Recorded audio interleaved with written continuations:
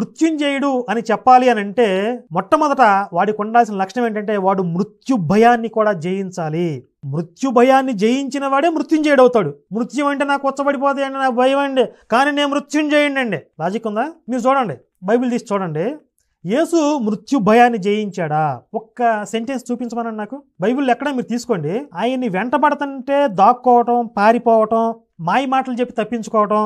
అంతెందుకండి, చివరిలో సైనికులు వచ్చి ఈయన పట్టుకుపోతున్నారు అన్నప్పుడు నా ప్రాణము మరణమగునంతగా బహు దుఃఖములో మునిగి ఉన్నది, నా కొరకు ప్రార్థన చేయండి. శిష్యుల్ని తొందర పెడతాడు. అరే ప్రార్థన చేయండి రా, వస్తున్నారు రా, వాళ్ళు కొంపలు మునిగిపోతున్నాయి రా. సాగిల పడిపోయి దేవుడికి ప్రార్థన చేస్తుంటే చెమట రక్తము వలె మారిపోయిందంటండి. అంటే ప్రపంచంలో ఇంతవరకు చెమట రక్తంలా మారని ఎవరికి జరగలేదండి. ఆ స్థాయిలో భయపడ్డాడు యేసు. మృత్యువును చూసి ఎంత భయపడిపోయేవాడు మృత్యుంజయుడు ఎలా అయ్యాడండి? భయం అంటే ఎందుకు పరిచయం చేస్తానండి.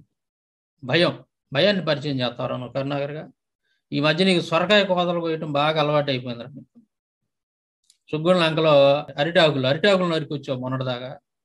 ఆ అరిటాకు కోతలు అనేవి ఇప్పుడు కూడా మానలను. ఏముంది, అరిటాకు అట్లాంటి వరకు తెగి అవతలు పడింది. అట్లాగా అరిటాకు కోతలు కొయ్యబాగను ఇక్కడ కరుణాకర్గా. భయం అంటే ఏందో ఆల్రెడీ నీకు చూపించానే, గుర్తు తెచ్చుకోరా ఒకసారి. మర్చిపోయి ఉంటావు నువ్వు. నేను ఒకసారి ప్లే చేస్తాను చూడు. అన్నా సాంబశివరావు గారు నమస్తే అండి. నమస్కారం.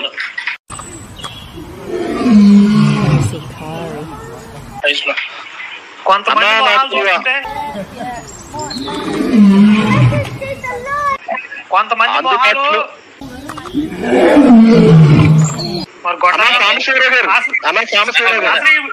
అసలు కనపడతాడు.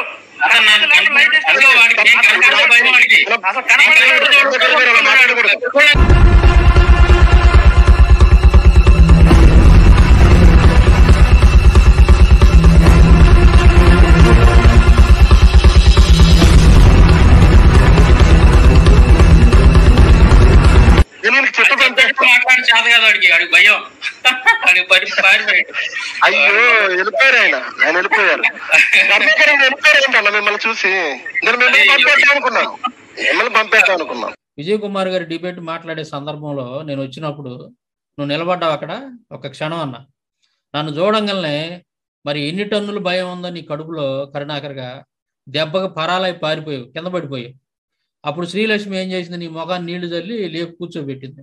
దెబ్బ పారిపోయావు, బూతులు తిట్టుకుంటూ పారిపోయావు. నన్ను మర్చిపోయావా? సరే, ఆ భయం అంటే అదిరా కరుణాకర్గా. భయం అంటే ఎలా ఉంటుందో ఆల్రెడీ నేను నీకు రుచి చూపించాను, పరిచయం చేశాను కదా.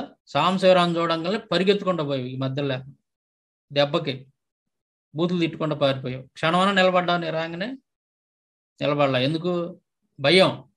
సాంబశివరావు ఎక్కడ హిందూ మత గ్రంథాల్లోంచి తీసి ఎక్కడ ఏ ప్రశ్న అడుగుతాడో నేను చెప్పలేకపోతే నా పరువు పోయిద్దాము, నా దుకాణం మూతపడిద్దాం అని చెప్పేసి భయం వేసి ఆ రోజున పారిపోయావు. పత్తా లేకుండా, సిగ్గు లేకుండా నువ్వు ఈ రోజున నేను భయం అంటే ఏందో మీకు పరిచయం చేస్తానంటావు. అది అందుకే నేను చెబుతున్నా, అరిటాకు కోతలు మానుకోరా కరుణాకర్గా. నువ్వు నిజంగా అంత ధైర్యంగా అల్లవాడు అయితే, నువ్వు మాకు భయం పరిచయం చేయాలనుకున్నవాడు అయితే నువ్వు సాంబశివరావు పరిచయం చేయరా భయం అంటే ఏందో. ఎప్పటి నుంచో పిలుస్తున్నా కదా నేను. నన్ను భయపెట్టు, దడుచుకుంటా. నేను ఊరనే దడుచుకుంటాను రా. నీకు తెలియదేమో కరుణాకర్గా. రా ఒకసారి భయపెట్టు నన్ను. చెప్తానా? ఏదో 4 గోళ్ల మధ్య కూర్చొని తలుపులు వేసుకొని తొడలు కొట్టడం కాదు. నీ దగ్గర సత్తా ఉంటే, సబ్జెక్ట్ ఉంటే రా సాంబశివరావు ముందు రా. భయపెట్టు, నన్ను భయపెట్టురా. నువ్వు వాళ్ళని కాదు, నన్ను భయపెట్టి నువ్వు నిజంగా నువ్వు అంత మొగుడివే కనుక అయితే, నీ దగ్గర అంత సత్తా ఉంటే సాంబశివరావుని భయపెట్టరు. చెత్తనాయాల, పిరికినాయాల, దూరం పరిగెత్తావు మొన్న నన్ను చూడంగానే భయపడి. మర్చిపోయావా? శ్రీలక్ష్మి నీళ్లు చల్లి లేపింది కదరా నేను కింద పడంగానే. చెత్తనాయాల. భయం అంటే అదిరా. ఆల్రెడీ నీకు పరిచయం చేసా భయం అంటే. సొరకాయ కోతలు పోయిబాగా, అరిటాకు కోతలు.